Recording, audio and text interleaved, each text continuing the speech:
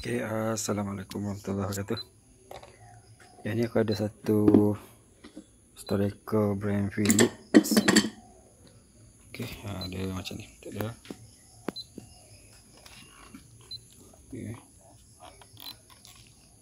Okay, yang ni semalam customer hantar, dia kata rumah dia trip. Rumah dia trip. Blackout satu rumah lah. Maksud dia RCCB trip. Okay, kalau masalah RCCB ni maksudnya ada masalah dengan grounding lah. Okay, Storeco ni ada masalah dengan ground, ada shock ke bumi lah. Okay, yang ni aku ada insulation tester. Kita boleh test guna insulation, dan kita boleh test juga kita gunakan multimeter. Okay, aku tunjukkan dua cara. Okay, boleh detect tak? Okay, cara dia, satu probe letak pada grounding dan satu lagi letak pada live dan juga neutral. Kita test satu-satu lah. Okay, yang main dia adalah grounding lah. Okay, kita letak ground, dan kita letak yang ni, kita letak pada live. Boleh detect tak?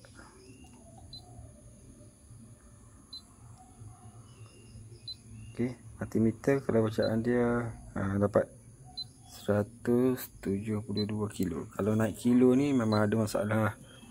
Okay, dengan live 172, dengan neutral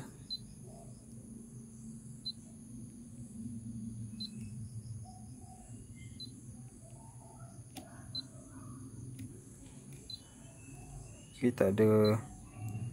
Maksud dia shock paling teruk adalah dengan neutral lah.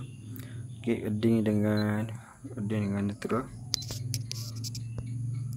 Okay, earding dengan neutral.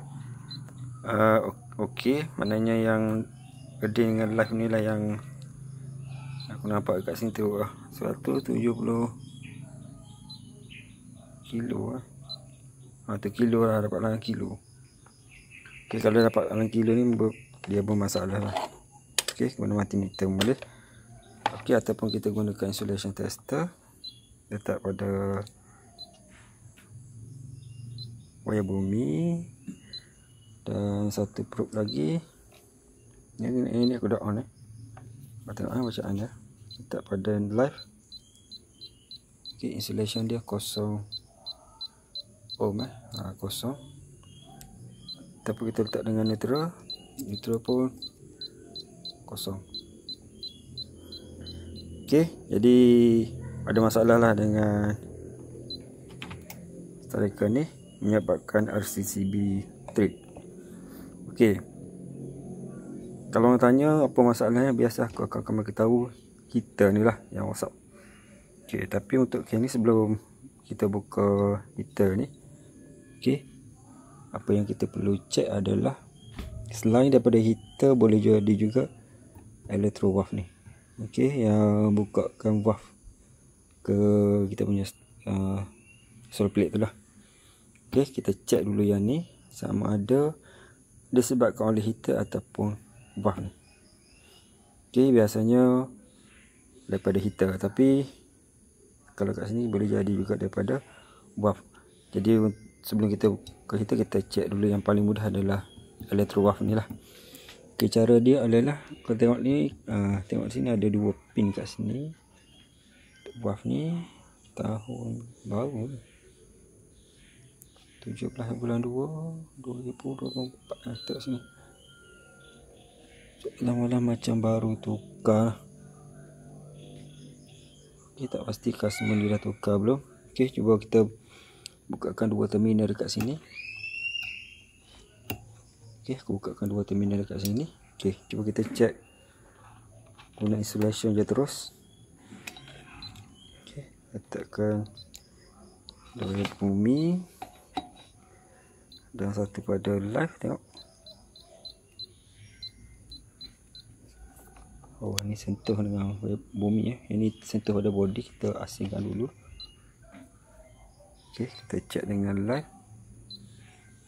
Bacaan dia 750 mega dengan live, dengan neutral 900 mega. Bermaksud valve ni yang ada masalah. Okey. Cuba kita check link dengan terminal valve ni. Dia terus kosong lah. Okey. Terus kosong. Maksud valve ni ada masalah. Selepas kita buka terminal ni, dah tak ada shock, bermaksud heater ni okey. Heater ni tak ada masalah shock. Okey, tapi kita check jugalah rintangan untuk heater ni sama ada okey ke tak okey. Okey, jadi kalau tengok kat sini, valve ni yang bermasalah. Okey, cuba kita ukur ohm dia berapa ohm dengan terminal ni. Kita letak kat bumi satu dan kita letak kat terminal ni. Dia dapat 500 kilo. Dia tak boleh kilo. 500 kilo, satu pergi pin sana. 500 kilo dia coil. Jadi masalah di elektro valve ni lah. Okey, nanti aku akan dapatkan dulu spare part yang ni. Dan kemudian kita tukar dan tengok macam mana. Okey, itu saja perkongsian. Assalamualaikum warahmatullahi wabarakatuh.